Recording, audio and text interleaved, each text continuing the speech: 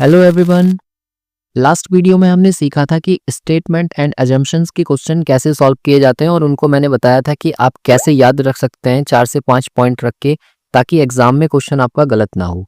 इस वीडियो में हम सीखने वाले हैं स्टेटमेंट एंड आर्ग्यूमेंट्स के क्वेश्चन कैसे सॉल्व किए जाते हैं। आर्ग्यूमेंट्स मतलब दलील यानी कि तर्क वाले क्वेश्चंस कैसे सॉल्व किए जाते हैं। तो इसे सीखने के लिए भी मैंने यहाँ पर 4 से 5 पॉइंट आपके लिए रखे हैं, ताकि आप उनको याद रख के एग्जाम में जो क्वेश्चन आएगा उसको आसानी से बना सको। तो देखो, सबसे पहले अगर हम बात करें कि आर्ग्यूमेंट्स क्या चीज है, तो आर्ग्यूमेंट कुछ भी नहीं है, ये एक प्रकार का सजेशन है। और कैसा सजेशन है? जिसमें आपसे पूछा जाता है कि हमें कैसा करना चाहिए या नहीं करना चाहिए। ठीक है, मतलब कोई भी एक स्टेटमेंट आपको दिया जाएगा और उस स्टेटमेंट में आपसे पूछा जाएगा कि भाई बताओ, इस काम को हम करें या ना करें।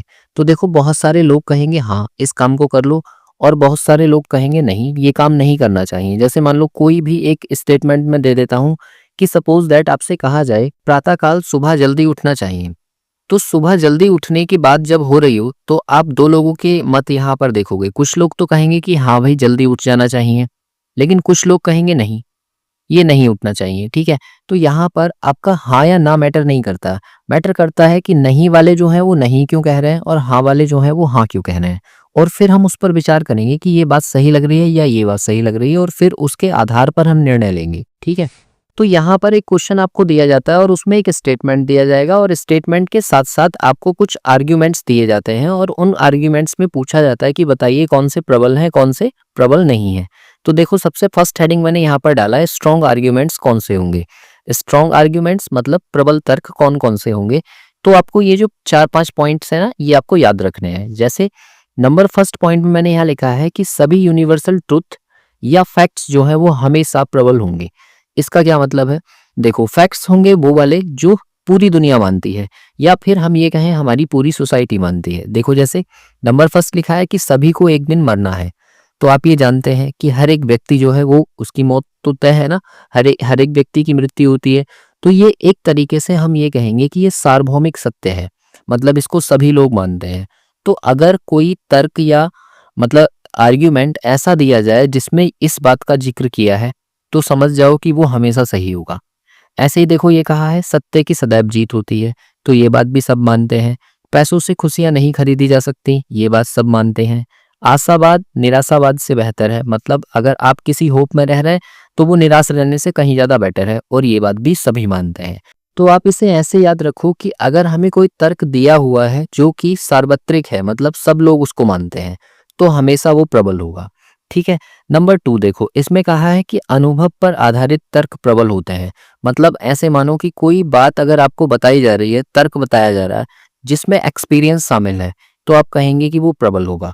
ठीक है, नंबर 3 पॉइंट है गवर्नमेंट या सुप्रीम कोर्ट या हाई कोर्ट के द्वारा दिए गए कथन सदैव प्रबल होंगे। मतलब अगर किसी गवर्नमेंट ने कोई स्टेटमेंट दिया है या फिर किसी सुप्रीम कोर्ट ने या हाई कोर्ट ने कोई स्टेटमेंट दिया हुआ है, तो वो आप हमेशा प्रबल मानेंगे। इसी तरह से देखो, लास्ट पॉइंट है, इसमें कहा है सर्वसम्मति पर आधारित तर्क प्रबल होंगे। मतलब ऐसे मान लो, सर्वसम्मति मतलब हो गया पूरी सोसाइटी जो मानती है, सब लोग अगर उस बात को मानते हैं तो वो सही है, और किसी एक पर्टिकुलर की राय है तो वो हम नहीं मानेंगे। जैसे पर्टिकुलर का मतलब क्या है? हो सकता है किसी एक व्यक्ति का ये मत हो कि शराब पीना जो है अच्छी बात होती है, लेकिन अगर हम इसे पूरी सोसाइटी के रूप में देखें तो पूरी सोसाइटी नहीं मानती कि शराब पीना अच्छी बात है। इसीलिए हम ये कहेंगे कि सर्वसम्मति मतलब सारे लोग मानते हैं ना, तो वो तर्क प्रबल होगा। अदरवाइज कोई एक पर्टिकुलर व्यक्ति मानता है तो हम उसको कहेंगे कि वो प्रबल नहीं होगा। इसी तरह से देखिए आप, वीक आर्ग्यूमेंट्स कौन से होते हैं। वीक वो हो गए, देखो मैंने ये जो है ना कुछ पॉइंट्स आपको पिछली वीडियो में भी बताए थे जब स्टेटमेंट एंड अजम्पशन पढ़ाया था। अगर आपने वो वीडियो नहीं देखा है तो मैं डिस्क्रिप्शन में उसका लिंक दूंगा, पहले आप उस वीडियो को देख लीजिए ताकि आप लॉजिकल रीजनिंग में अच्छी पकड़ पा सकें। ठीक है, देखो यहाँ पर क्या है, वीक आर्ग्यूमेंट्स कौन से होंगे। जैसे मान लो किसी देश की अन्य देश से तुलना नहीं कर सकते हम। ठीक है, मैंने यहाँ पर तुलना वर्ड छोड़ दिया है, आप लिख लेना कि हम किसी भी देश की ना किसी दूसरे देश से कंपेयर नहीं कर सकते। जैसे मान लो, इसके लिए एक अच्छा सा एग्जांपल मैं आपको देता हूँ। आपसे कहा जाए कि भारत में मृत्यु दंड को बंद कर देना चाहिए, क्योंकि अन्य देश जैसे ब्राजील हो गया, इजराइल हो गया, इस तरीके के देशों ने जो है वो मृत्यु दंड को खत्म कर दिया है, तो हम भी कर दें। तो भाई हम क्यों कर दें? क्योंकि हम किसी देश से इंस्पायर थोड़ी ना हो रहे हैं, है ना। हम अगर कोई देश कोई काम कर रहा है और वो कह रहे हैं कि क्योंकि वो देश कर रहा है इसलिए हम भी करें, तो हम ऐसा नहीं करेंगे, ठीक है।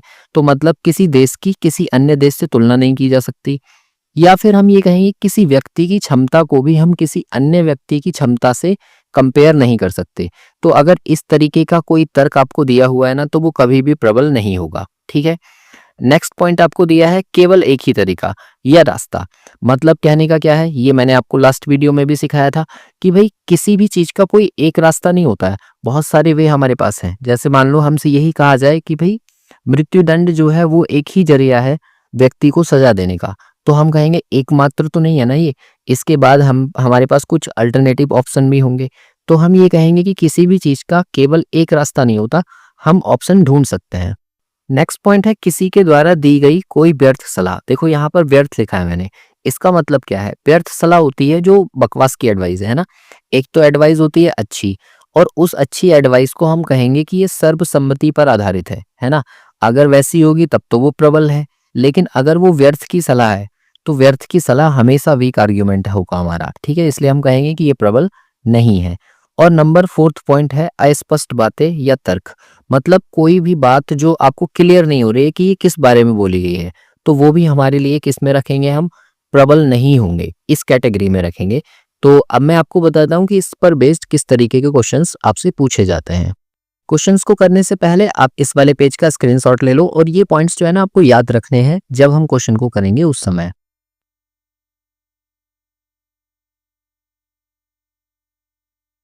देखिए क्वेश्चन नंबर फर्स्ट को देखिए। सबसे पहले एक क्वेश्चन मैं आपको समझा देता हूं कि क्वेश्चन किस तरीके से पूछा जाता है, फिर उसके बाद अगले क्वेश्चन को आप खुद से करना। देखो यहाँ पर दिया है कि नीचे दिए गए प्रश्न में एक कथन के बाद 3 तर्क 1, 2 और 3 शामिल हैं। यहाँ पर देखो एक कथन आपको दिया हुआ है और नीचे नंबर 1, 2 और 3 तीन जो है आपको तर्क दिए हुए हैं। फिर आगे कहा है कि आपको तय करना है कि इनमें से कौन सा तर्क मजबूत है। मजबूत का मतलब क्या है, आप एक बार ऑप्शन पर नजर देखो। देखो ऑप्शन में लिखा हुआ है केवल तर्क पहला या केवल तर्क सेकंड मजबूत है, केवल तर्क पहला मजबूत है, पहला और दूसरा दोनों मजबूत हैं, या कोई भी मजबूत नहीं है, ठीक है। तो इस तरह से आपको क्वेश्चन दिया हुआ होगा और फिर आगे आपको कथन दिया हुआ है। तो अब देखो इस क्वेश्चन को कैसे सॉल्व करना है। यहाँ पर दिया हुआ है कि धूम्रपान करने वाले और शराबियों की संख्या कम करने के लिए एक कदम के रूप में पिछले 4-5 वर्षों से सेंसर बोर्ड फिल्मों में धूम्रपान और शराब पीने से जुड़े दृश्यों को हटाने पर जोर दे रहा है। आपने देखो कोई वीडियो देखी होगी, जैसे हम कोई मूवी देखते हैं तो अगर कोई वहां पर सिगरेट पी रहा होता है तो नीचे लिखा हुआ आता है कि सिगरेट पीना जो है स्वास्थ्य के लिए हानिकारक है, और उसको वो क्या कर देते हैं, ब्लर कर देते हैं। ऐसे ही आपने देखा होगा शराब का ग्लास होता है, तो शराब का ग्लास पीते वक्त जो मूवीज वगैरह में दिखाया जाता है वहां पर क्या कर देते हैं, ब्लर कर देते हैं। तो वो ब्लर क्यों किया है, क्योंकि सेंसर बोर्ड ऐसा काम कर रहा है, ठीक है। अब ये बात बोल दी गई है, आपको क्या चेक करना है कि तर्क क्या है, ठीक है। तर्क पहले में कहा है कि लोग जो है धूम्रपान करने और शराब पीने के लिए फिल्मों से प्रेरित होते हैं। बिल्कुल सही बात है। देखो अगर बड़े लोग नहीं भी हो रहे हैं तो बच्चे तो हो रहे हैं ना उससे। जब वो देखते हैं कि भाई ये थोड़ा सा फेम दिखाने के लिए कोई व्यक्ति सिगरेट पी रहा है, तो उससे इंस्पायर होकर वो खुद भी सिगरेट पीना स्टार्ट करेगा। इसका मतलब ये है कि पहला वाला जो तर्क जिस भी व्यक्ति ने दिया है ना, वो बिल्कुल प्रबल है कि हाँ भाई मूवी में देखकर या फिल्मों में देखकर व्यक्ति इंस्पायर होता है, प्रेरित होता है। तो पहला तो ठीक है। अब देखो दूसरे को, इसमें कहा है कि 4-5 साल पहले धूम्रपान करने और शराब पीने के लिए लोग फिल्मों से प्रभावित नहीं होते थे। क्या ऐसी बात है कि 4-5 साल पहले जब मूवीज में ऐसा नहीं किया जाता था तब लोग उससे प्रभावित नहीं होते थे? ऐसा तो नहीं है भाई, तब भी तो लोग शराब पीते थे ना। इसका मतलब ये गलत हो जाएगा, ठीक है। अब देखो थर्ड वाले को, सेंसर बोर्ड की कुछ सामाजिक जिम्मेवारियां भी हैं, तभी तो वो इसके ऊपर काम कर रहा है कि भाई हम इसको क्या करें, प्रतिबंधित करें। सेंसर बोर्ड फिल्मों में धूम्रपान से जुड़े दृश्यों को हटाने पर जोर दे रहा ना, क्योंकि उसकी समाज को लेकर कुछ रिस्पॉन्सिबिलिटी है। इसीलिए वो क्या करते हैं, एक ब्लर कोज लगा देते हैं और नीचे लिख देते हैं कि भाई धूम्रपान जो है वो स्वास्थ्य के लिए हानिकारक है। इसका मतलब थर्ड वाला भी सही है। तो हम इसका आंसर कैसे देंगे, हम इसका आंसर देंगे कुछ इस तरह से, जैसे ऑप्शन सी में लिखा हुआ है कि केवल तर्क पहला और तीसरा मजबूत है।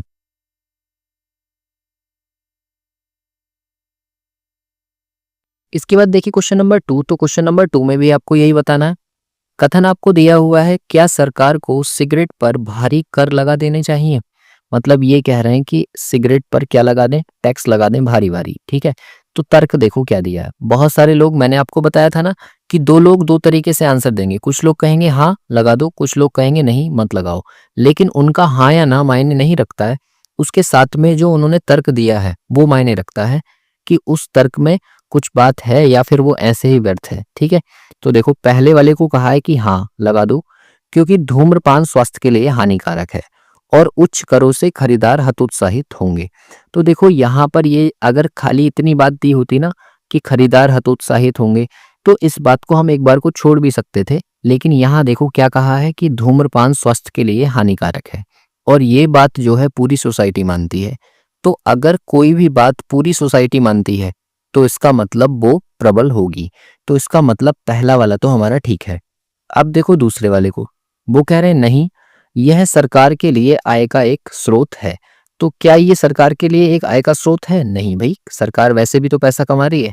ठीक है, तो इसका मतलब क्या है, सिर्फ टैक्स के जरिए से ही नहीं कि हम सिगरेट पर टैक्स लगाएंगे तो ही सरकार की आय बनेगी, कोई दूसरे रास्ते भी हमारे पास है।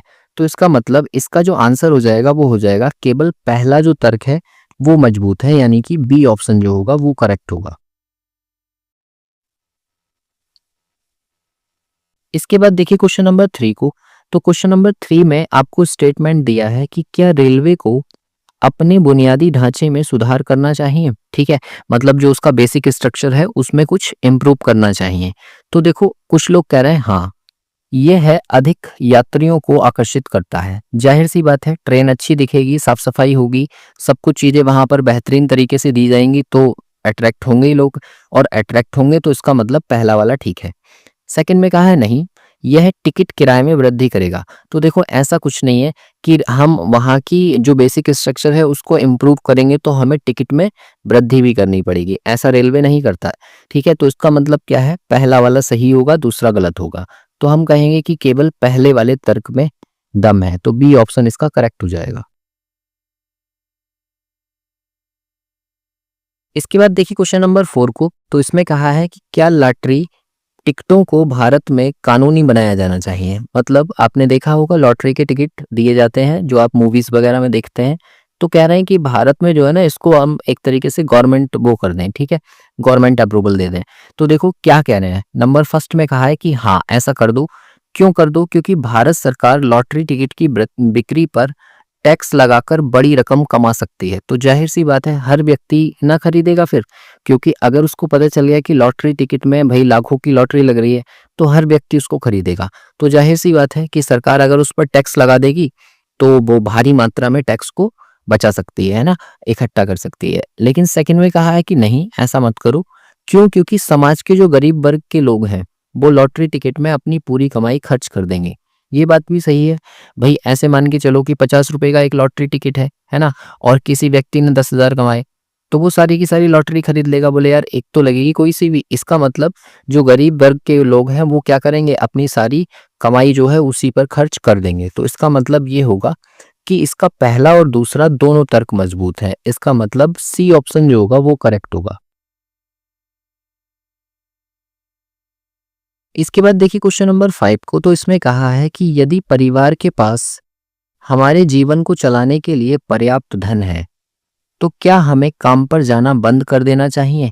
मतलब अगर हमारे पास पर्याप्त धन है, बहुत पैसे हैं हमारे पास, तो अब हमें और काम करने की जरूरत नहीं है, ऐसा इसमें कहा गया है। तो देखो फर्स्ट में क्या कहा है कि हाँ भाई सही बात है, क्योंकि परिवार को खिलाने के अलावा काम करने का अन्य कोई महत्वपूर्ण उद्देश्य नहीं है। तो क्या आप इस बात को मानते हैं कि आप पैसे सिर्फ इसलिए कमा रहे हैं क्योंकि परिवार को खिलाना है और कोई वो नहीं है? तो ऐसा तो गलत होगा, है ना। फिर सेकंड वाले को देखो, इसमें कहा है नहीं ऐसी बात नहीं है, फिर हमारे पास अन्य चीजों के बारे में अवगत होने के मौके कम हो जाएंगे। जाहिर सी बात है जब हम घर से निकलेंगे ही नहीं और सोचेंगे ही नहीं कि हमें कुछ और करना है तो क्या हमारे पास और ऑप्शंस होंगे? नहीं। इसका मतलब ये वाला सही है। तो इसका जो आंसर हो जाएगा केवल दूसरा तर्क जो है वो मजबूत है। मतलब इस रीजन में थोड़ा सा दम लग रहा है, पहले वाले में तो नहीं लग रहा कि हम परिवार की वजह से ही कमाना छोड़ देंगे, है ना, क्योंकि हमारे पास बहुत सारे पैसे हैं, नहीं। तो इसका मतलब दूसरा वाला जो होगा वो सही होगा। इसके बाद देखिए क्वेश्चन नंबर 6 को। तो इसमें कहा है कि रैबिट संबंधी मौत को खत्म करने के लिए क्या सभी आवारा कुत्तों को सुख मृत्यु दे देनी चाहिए? मतलब सारे जितने भी कुत्ते आवारा हैं, सड़क पर घूमते रहते हैं, उनको हम क्या करें? मार दें। सुख मृत्यु का मतलब है उनको हम जानबूझकर मार दें, जो उनकी दर्दनाक मौत ना हो। ठीक है, तो तर्क देखो क्या है। हाँ, आवारा कुत्ते विशेष रूप से भारत में लोगों को बहुत बड़ा खतरा है, क्योंकि हर साल विश्व में रेबीज से होने वाली मौतों में से लगभग 36% अकेली भारत में होती हैं। अब देखो, सिर्फ भारत के बारे में बोला है, क्यों होती हैं? क्योंकि वो आवारा कुत्तों की वजह से रेबीज फैल रहा है ना। तो इसका मतलब ये तो तर्क में दम है कि भाई जब इतने सारे लोग हम मर रहे हैं किससे? रेबीज की बीमारी से, वो भी किसकी वजह से? आवारा कुत्तों की वजह से। तो क्यों ना हम उन कुत्तों को क्या करें? मार दें। अब देखो, नॉर्मल व्यक्ति जो है ना, ये सोच सकता है कि यार जीव हत्या तो हमें नहीं करनी चाहिए, कुत्तों को ऐसे कैसे मार दें। लेकिन आप यहाँ पर हाँ या ना से मतलब नहीं है हमें। हमें मतलब है कि जो बात कही गई है उसमें दम है या नहीं है। क्योंकि अगर रेबीज से इतने सारे लोग मर रहे हैं और रेबीज फैलने वाले को ही हम यहाँ से खत्म कर दें, तो इसका मतलब 30%, 36% लोग जो मर रहे थे उन्हें तो हम सुरक्षित कर सकते हैं ना। इसलिए इस तर्क में दम है, तो हम कहेंगे पहला वाला सही है। इसके बाद देखिए सेकंड, तो सेकंड में कहा है नहीं, उन्हें मारा नहीं जा सकता। यह लोगों पर निर्भर है कि वे अपने आप को इस तरह के हमले से बचाएं। यार ये कैसे संभव है? आप देखिए कि आप घर से निकल रहे हैं और गली में घूमने वाला कुत्ता आपको अचानक काट लेता है, तो आप उससे आप अपने आप को कैसे सुरक्षित कर सकते हैं बिना बात के, है ना। तो वो तो हमला मतलब हमला करेगा तो हमें बता के थोड़ी ना करेगा। तो इसका मतलब दूसरा वाला तो गलत होगा, क्योंकि ये जो तर्क दिया है ना, ये तर्क एक अटपटा सा तर्क है। ये मतलब वो वाली बात होगी कि एक डॉग लवर है और वो क्या कह रहा है कि भाई आप अपने आप को बचाओ, मेरा कुत्ता तो यहीं पर घूमेगा, है ना। इसलिए ये जो है गलत हो जाएगा। तो हम कहेंगे कि इसका जो पहला होगा तर्क, केवल वो मजबूत है, बाकी के जो दूसरा वाला दिया है वो मजबूत नहीं है। क्वेश्चन नंबर 7 को देखो, इसमें कहा है कि सब्जियों और अनाजों को हमारे भोजन की आदतों में शामिल किया जाना चाहिए। मतलब यहाँ पर आपसे पूछा जा रहा है कि भाई क्या हम सब्जियों को और अनाजों को अपने भोजन में शामिल करें, या मतलब फाइबर फूड अपने भोजन में लें। तो देखो नंबर फर्स्ट तर्क क्या कहा गया है कि हाँ, इस आधुनिक दुनिया में हम बर्गर पिज्जा जैसे खाद्य पदार्थों को पसंद करते हैं जो कि अस्वास्थ्यकर हैं, मतलब हमारे स्वास्थ्य के लिए हानिकारक है। तो आप ये जानते भी हो कि बर्गर पिज्जा जो फास्ट फूड हैं जो हम पसंद करते हैं वो क्या है? हमारे लिए हानिकारक है। तो इसकी जगह पर हमें क्या यूज करना चाहिए? सब्जियों को और अनाजों को, यानी कि फाइबर वाले फूड को पसंद करना चाहिए। तो इसका मतलब पहला वाला सही है। अब दूसरे वाले को देखो, इसमें कहा है नहीं, भोजन की आदतों में बदलाव आगे चलकर लाभदायक नहीं होंगे। ऐसा कुछ भी नहीं है, हमें जो है अपने भोजन को बदलते रहना चाहिए। अगर हम किसी पर्टिकुलर तरीके का फूड खाते रहेंगे तो वो भी हमारे स्वास्थ्य के लिए हानिकारक होता है। तो ऐसा कुछ भी नहीं है, है ना। और ये चीज आपको ध्यान रखनी है कि बर्गर पिज्जा और खाद्य पदार्थ जो होते हैं ना, ये हमारी बॉडी को एक तरीके से एसिडिक बनाते हैं। और ये जो है सब्जियां और अनाज, ये हमारे लिए फाइबर फूड है, तो ये हमारे बॉडी को अल्कलाइन बनाते हैं। इसका मतलब पहला वाला सही है और दूसरा वाला गलत है। तो हम इसका आंसर देंगे कि केवल तर्क फर्स्ट जो है वो मजबूत है। इसके बाद देखिए क्वेश्चन नंबर 8 को, तो क्वेश्चन नंबर 8 में कहा है कि चीन में बने उत्पादों को भारत में प्रतिबंधित कर दिया जाना चाहिए। ठीक है, अब देखो प्रतिबंध करने की बात हो रही है, क्यों? क्योंकि तर्क नंबर फर्स्ट हमसे कहा है कि हाँ, इसको प्रतिबंध कर दो। क्यों? क्योंकि चीन जो है वो भारत के खिलाफ पाकिस्तान का समर्थन करता है। तो देखो, अब यहाँ पर ये चीज ध्यान से समझना, ये चाइना है और हमारा भारत है ये, ठीक है। यहाँ से आयात और निर्यात दोनों तरफ से होता है, मतलब जो चीजें हमारे पास नहीं है वो हम चाइना से ले रहे हैं, है ना, और जो चाइना के पास नहीं है वो हम उसको दे रहे हैं। अगर हम ये बोल दें कि भाई हम तुम्हें कुछ नहीं देंगे, तो वो भी तो हमें कुछ नहीं देंगे। तो कई सारी चीजें ऐसी हैं जो हम नहीं बना पा रहे हैं, है ना, और कई सारी चीजें हम वो नहीं बना पा रहे हैं। तो आयात और निर्यात जो है वो दोनों देशों से चलेगा। तो अगर ये देश जो है किसी दूसरी पार्टी को सपोर्ट करता है तो इस बात से हमें कोई भी मतलब नहीं है, बिकॉज ऑफ हमारे लिए तो वो सही है ना, क्योंकि हमें वो आयात और निर्यात करने दे रहा। तो इसलिए पहला वाला गलत होगा, क्योंकि रीजन मैन जो इसमें जो तर्क दिया हुआ है ना, उसका रीजन अच्छा नहीं है कि भाई दूसरे को समर्थन करता है तो हम उससे जो है रिश्ता तोड़ दें, ऐसा नहीं है संभव। ठीक है, और सेकंड वाले को देखो, हाँ, इससे भारतीय उत्पादन में वृद्धि होगी। तो देखो ये भी गलत होगा। ये क्यों गलत होगा? क्या हमने अपना उत्पादन इसलिए रोक रखा है क्योंकि हम चाइना से व्यापार करते हैं? ऐसा कुछ भी नहीं है। हमारा उत्पादन हमारी जगह है ना, हम किसी देश से जो संबंध रख रहे हैं उसकी वजह से ऐसा नहीं कर रहे हैं, ठीक। तो इसका मतलब इसका ना तो पहला तर्क और ना दूसरा तर्क मजबूत है, तो बी ऑप्शन जो होगा वो करेक्ट होगा इसका। इसके बाद देखिए क्वेश्चन नंबर 9 को, तो क्वेश्चन नंबर 9 में कहा है कि क्या ग्रामीण प्रशासन में पंचायती राज व्यवस्था को जारी रखा जाना चाहिए। मतलब जो पंचायती राज व्यवस्था चल रही है उसको हम कंटिन्यू रखते हैं कहाँ पर, ग्रामीण प्रशासन में। तो देखिए इसका तर्क नंबर फर्स्ट क्या कहा है कि हाँ इसको ऐसी चलने दो, इससे अतीत में कई साल ग्रामीण लोगों के लिए अच्छा काम किया है, ठीक है।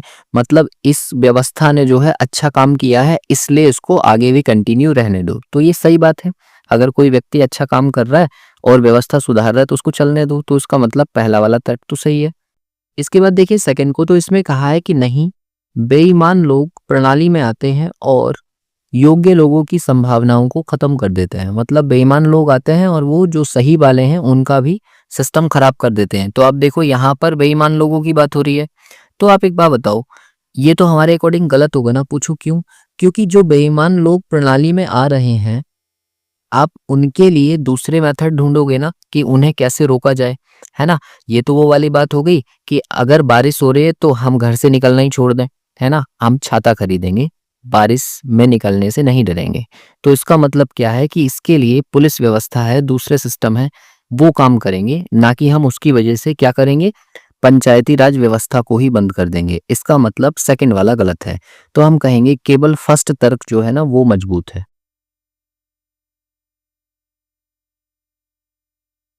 इसके बाद देखिए क्वेश्चन नंबर 10 को, तो इसमें कहा है कि क्या भारत को केवल परमाणु ऊर्जा पर भरोसा करना चाहिए। मतलब हम ये कह रहे हैं कि जो हम बिजली बनाते हैं वो सिर्फ किससे बनाएं, परमाणु ऊर्जा से बनाएं, नाभिकीय बनाएं, ठीक है, और दूसरों को छोड़ दें, केवल वो ना। इसलिए अब देखो तर्क क्या है, ये कह रहे हैं हाँ ऐसा ही करो, क्योंकि बिजली की मांग को मौजूदा संसाधनों के साथ पूरा नहीं किया जा सकता, ठीक है। तो ये तो वैसे ही गलत हो जाना है। क्यों गलत हो जाएगा? देखो इसमें कह रहे हैं केवल परमाणु ऊर्जा पर निर्भर हो जाओ, और यहाँ पर पहले ही हमें जरूरतें पूरी नहीं हो रही हैं। तो जरूरतें पूरी नहीं हो रही हैं तो नाभिकीय ऊर्जा से तो हम वैसे भी बहुत कम ऊर्जा बनाते हैं और कम बनाते हैं, तो ये गलत है। और सेकंड वाला देखो इसमें कहा है नहीं, ऐसा नहीं करना है आपको। क्यों? क्योंकि अगर कोई दुर्घटना होती है तो भारी नुकसान हो सकता है, ये भी गलत होगा। आपको सही लग रहा होगा कि भाई दुर्घटना हो सकती है नाभिकीय रिएक्टर चलने से, लेकिन आप एक बात सोचो, कोई भी एक्सपेरिमेंट अगर हम कर रहे हैं तो जाहिर सी बात है दुर्घटना की सारी पॉसिबिलिटी को ध्यान में रखकर उस एक्सपेरिमेंट को किया जाता है। तो इसका मतलब ये भी गलत होगा। तो हम कहेंगे दोनों ही तर्क, पहला और दूसरा, मजबूत नहीं है, इसलिए डी ऑप्शन जो होगा वो करेक्ट होगा। इसके बाद देखिए क्वेश्चन नंबर 11 को, तो क्वेश्चन नंबर 11 में कहा है कि महत्वपूर्ण मानव अंगों की बिक्री भारत में कानूनी बनाई जानी चाहिए। मतलब जो ऑर्गन्स हैं वो लीगली खरीदे जाएं, ठीक, ऐसा कहा जा रहा है। तो देखो इसके यहाँ लिखा है दलीलें। अब दलीलें वर्ड देखकर आप परेशान ना होना, क्योंकि दलील का मतलब भी क्या है, तर्क ही है। तर्क और दलील, कथन और तर्क, है ना, ये सेम बातें हैं। तो देखो फर्स्ट वाले को देखो, इसमें क्या कहा गया है कि नहीं, इसको कानूनी नहीं बनाया जाना चाहिए क्योंकि यह हमारी संस्कृति के खिलाफ है। तो देखो ये बात तो गलत होगी। क्यों गलत होगी? क्योंकि इसमें ये कहा गया है कि अगर कानूनी बन गया तो इस तरीके से, मतलब लीगल तरीके से ऑर्गन्स बिकने लगेंगे, और ऐसा हमारी संस्कृति में नहीं है, इसलिए गलत होगा। तो ये बात, तर्क जो है, तर्क सही नहीं लग रहा है, इसलिए गलत होगा। अब देखो सेकंड वाले को, इसमें कहा है नहीं, कानूनी नहीं बनी जानी चाहिए, इससे गलत प्रथाओं को बढ़ावा मिलेगा। अब देखो गलत प्रथाएं कौन सी हैं? गलत प्रथाएं हैं जैसे मान लो ब्लैक मैजिक के लिए बहुत सारे लोग ह्यूमन ऑर्गन्स का उपयोग करते हैं, ठीक है, गलत तरीके से। अब उन्हें ऑर्गन्स वैसे तो कहीं मिल नहीं रहे, लेकिन अगर कानूनी हो गए तो फिर तो वो खरीद लेंगे, और खरीद लेंगे तो ये तो व्यवस्था गलत हो जाएगी ना। फिर लोग इस तरीके की प्रथाओं को बढ़ावा देंगे, बलि प्रथा आ जाएगी और ऑर्गन्स, ह्यूमन के ऑर्गन चढ़ाने लगेंगे वहां पर। तो ये सारी चीजों से बचने के लिए ये बोल रहे हैं कि इस व्यवस्था को मत बनाओ। तो देखो ये भी गलत होगा। क्यों गलत होगा? अब देखो जिसको ये काम करना होगा तो वो तो ब्लैक मार्केट से खरीद लेगा ना, गलत तरीके से खरीद लेगा, लेकिन लीगली होगा तो कम से कम डरेगा तो कि ऐसा काम नहीं करना है ना। अब थर्ड वाले को देखो, हाँ ऐसा कर दो, लीगली बना दो, यह मानव अंगों की अवैध बिक्री का अंत करेगा। ये बात सही है कि अगर ऐसा कुछ होगा कि कोई कानून बना दिया जाएगा तो फिर कम से कम इलीगल तरीके से तो ऑर्गन्स नहीं बिकेंगे। इसका मतलब जो थर्ड वाला है वो सही होगा। तो हम इसमें कहेंगे कि सिर्फ दलील सेकंड जो है वो मजबूत है, यानी कि ऑप्शन सी जो होगा वो इसका करेक्ट होगा। तो कथन और तर्क वाले जो क्वेश्चंस हैं वो इसी तरीके से किए जाते हैं। जो स्टार्टिंग में मैंने आपको पॉइंट्स लिखवाए हैं उन पॉइंट्स को एक बार फिर से देखना और समझना कि किस तरीके से इन पॉइंट्स को हमें याद रखना है, ठीक है। और एग्जाम में जब आप क्वेश्चन को करोगे तो वही बात है, आपको अपना दिमाग नहीं लगाना है ज़्यादा। क्यों? क्योंकि अगर आप अपने अकॉर्डिंग सोचकर कोई निर्णय लोगे या कोई तर्क दोगे और पूरी सोसाइटी उसको नहीं मानती है तो वो गलत हो जाएगा। इसलिए पूरी सोसाइटी को माइंड में रखते हुए और बिल्कुल वो किसी से कंपेयर नहीं करना है, किसी जैसे कहीं ओनली वर्ड दिया है कि इसका एकमात्र रास्ता है, वो नहीं, है ना? किसी का सजेशन है, ये जितने भी हैं वीक आर्ग्यूमेंट्स हैं, तो इन पर विशेष करके आपको ध्यान देना है, ठीक है? ताकि आपका क्वेश्चन गलत ना हो। सेशन अच्छा लगा हो तो इसे शेयर करना और बाकी मिलते हैं इससे अगली वीडियो में नेक्स्ट कॉन्सेप्ट के साथ।